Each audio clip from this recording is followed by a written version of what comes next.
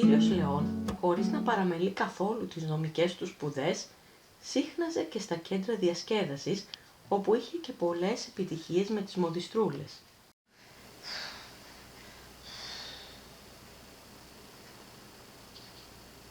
Βαριέμαι.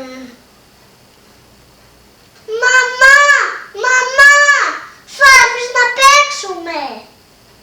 Έλα, Δαφνούλα! Έρχομαι, μαμά, έρχομαι!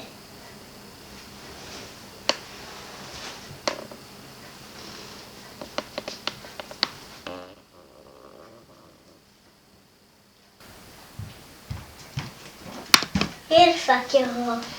Καλώς ήρθες, κορίτσι μου!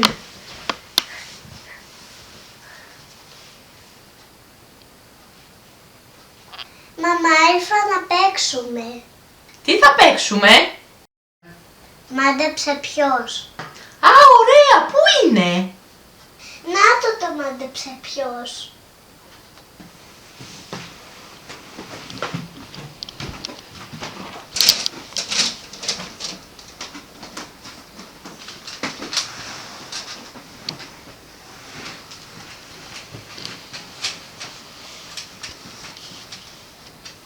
Φοράει καπέλο. Όχι. Φοράει παπουτσιά. Ναι!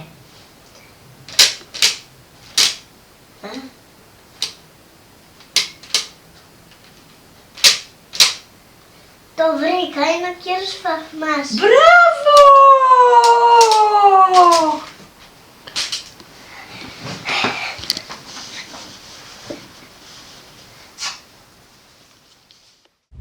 No need to run and hide.